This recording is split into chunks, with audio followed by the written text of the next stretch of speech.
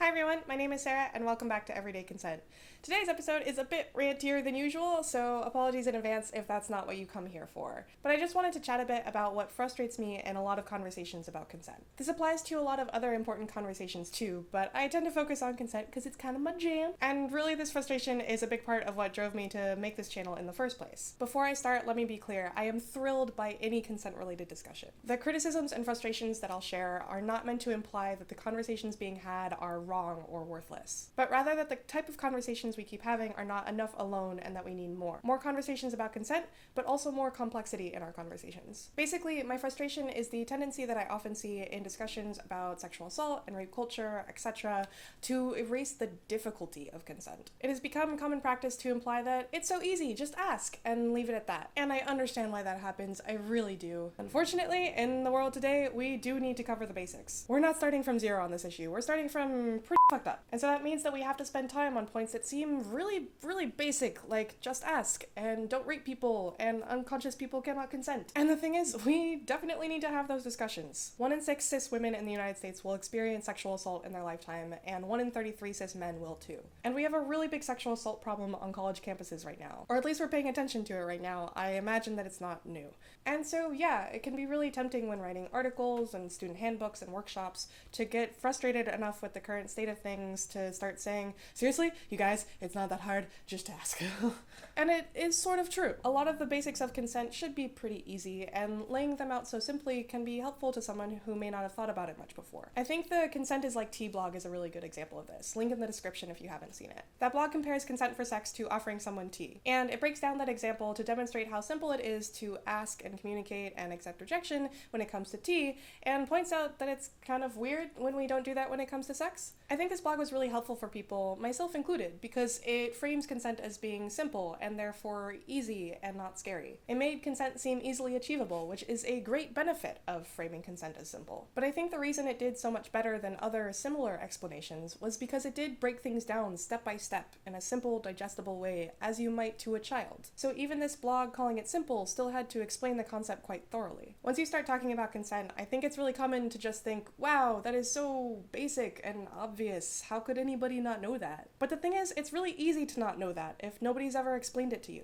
This next analogy might sound a little over the top, but just bear with me. I'm pretty sure most of us would be rather surprised if we met an adult who was not potty trained, who didn't know how to use a toilet. Barring some extenuating circumstance, like a relevant disability or cultural differences, we might find that really strange and think, wow, that is so basic, how do you not know that? The thing is, most people know how to use a toilet because they were taught how to. And it took them time to learn, and somebody paid attention to their progress and helped them when they struggled. That's how you learn a skill. Even something as seemingly simple as knowing when and where to empty your bowels. I'll go out on a limb and propose that sex and consent might be at least as complex as that. Sadly, if you're not aware, sexual education in the US and in many other countries too is abysmal.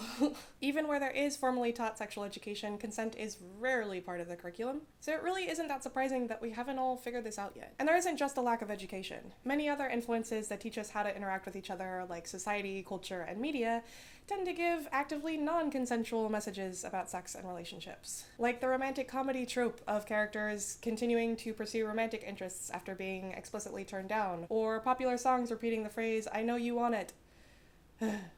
And so much more. So that's why I can get frustrated sometimes when there's a discussion or resource about these issues and their treatment of consent is very simplistic. Presenting consent as super simple erases everything that I talk about on this channel. There are reasons that it's harder to ask for consent when it's sex instead of tea. We don't usually have the same insecurity and identity wrapped up into the tea that we make that we do with our sexuality. And we don't live in a culture that thinks talking about tea is dirty or scandalous. Nor a culture that has lots of rules and stigma about who you can or cannot have tea with and when and how, and if you mess up you're a tea slut and nobody will ever love you. When someone says, just ask, it's that easy, and then moves on, what I hear is, just ask, it's that easy, and if you don't immediately unlearn every harmful thing that you've ever been taught and change all of your instincts and habits to line up perfectly with the ideal of consensual activity, then you are a terrible person. We will no longer address you or show you any understanding or compassion. Obviously, that's reading a little too much into it. But that's the feeling I get whenever consent is brushed past as if it's basic and easy. It just feels so condescending and self-righteous. And I know that is pretty much never the intention. But we need to make sure that the conversation doesn't end there. I think it's a problem when we're having discussions about about consent to get into this mindset that there are only two kinds of people. Those that care about consent and are perfect at it,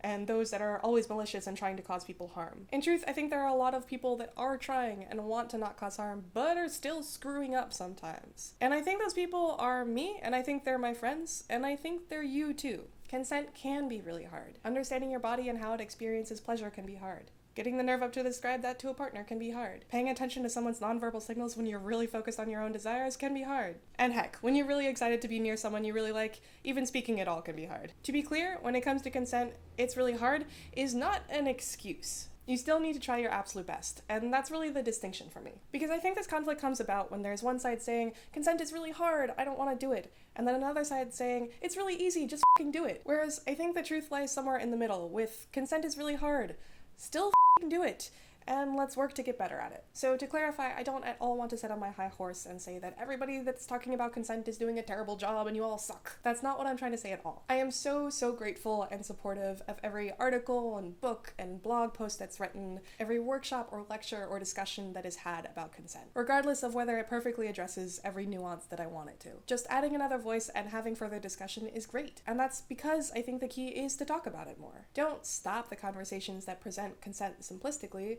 just have more conversations that present consent complexly and keep talking about it. Keep asking yourselves questions about consent and keep trying to answer them, and acknowledge that we all have room to improve and things to learn. Because I think the more that we talk about consent, the more that we'll think about consent, and with any luck, the better that we'll get at consent. Happy consenting, folks. I'll see you next week. It's not funny. Butts aren't funny. See? There is complexity to pooping. T-sluts come in all shapes and sizes, not just short and stout. I'm a little T-slut, short and stout. Here's my handle, here's my giant throbbing vulva!